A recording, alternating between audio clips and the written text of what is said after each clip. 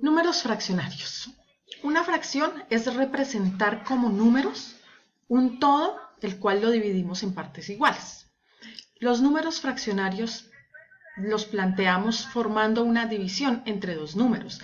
El número superior es el numerador, el número inferior es el denominador. Ese denominador representa la cantidad de partes en las que reparto mi todo. Observemos esta imagen. En esta imagen tenemos una torta, ese es mi todo, esa es mi unidad en este momento. Esa torta la partimos en 6 partes. Al partirla en 6 partes, en el denominador va un número 6. Como vemos, el niño tomó solo una parte. Al tomar el niño una sola parte, en el numerador va ese número 1. ¿Qué quiere decir eso? Que si, por ejemplo, el niño tomaba 3 partes, en el numerador iría un número 3 y sería 3 sextos. Aquí explicamos la fracción, un sexto. 6 porque dividimos nuestra torta en 6 partes iguales, 1 porque solo tomamos un pedazo de esa torta.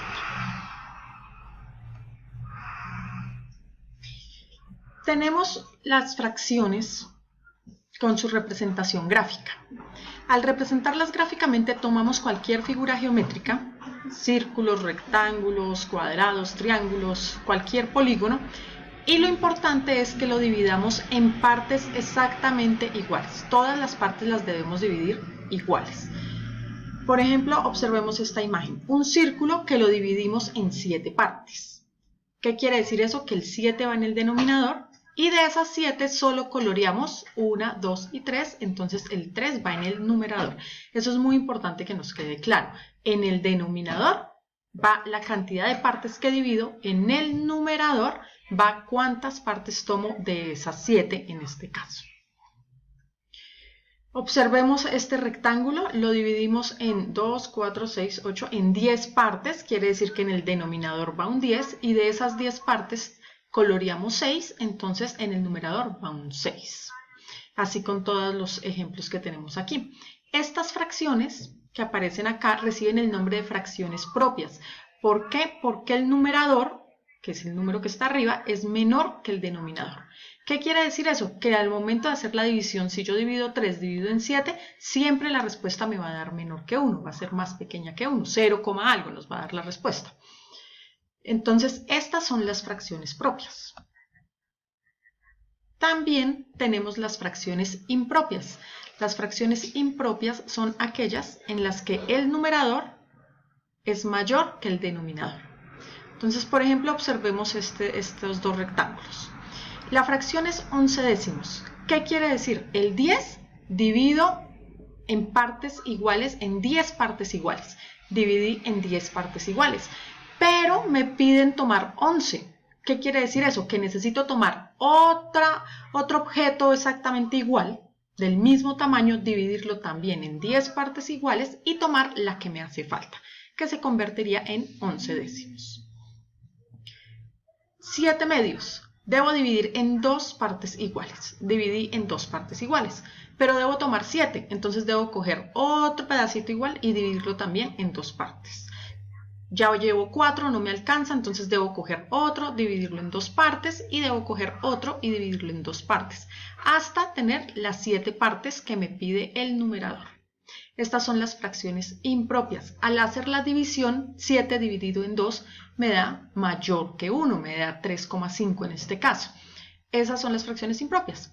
Otra forma de representar las fracciones impropias es por medio de una fracción mixta.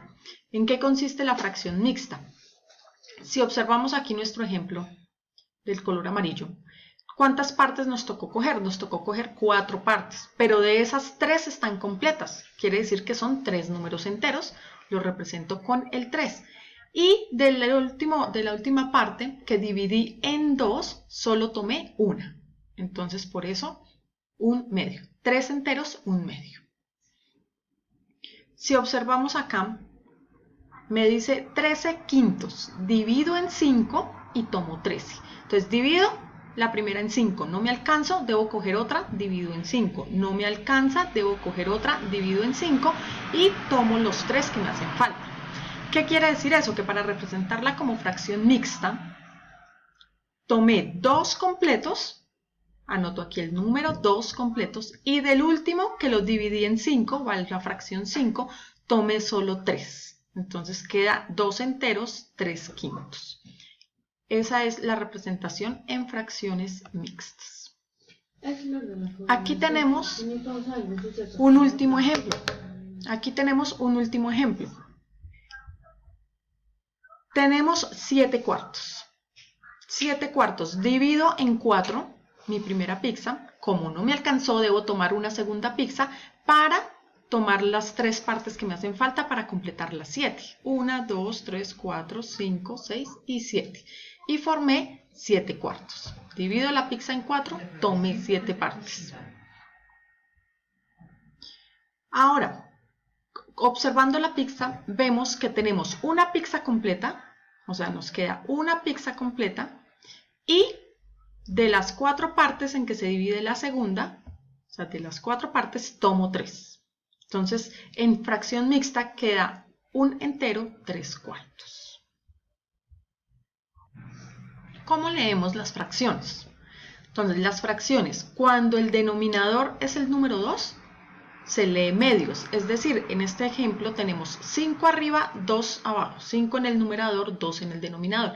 Se lee 5 medios. Si tuviera un 7 en el numerador sería 7 medios, si tuviera un 10 serían 10 medios, un 20 serían 20 medios. Cuando en el denominador hay un 3, se lee tercios. Entonces 2 tercios en este caso, 8 tercios, 20 tercios, 5 tercios, cuando en el denominador hay un 3.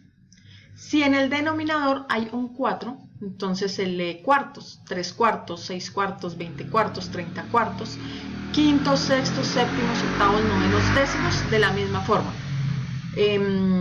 6 octavos, 15 octavos, se leen de la misma forma.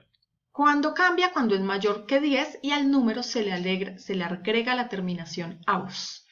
Entonces 10 onceavos en este caso. Si el denominador fuera un 15, 10 quinceavos. Si en el denominador un 20, 10 veinteavos. Así sucesivamente. De esa forma representamos de manera escrita y oral las fracciones.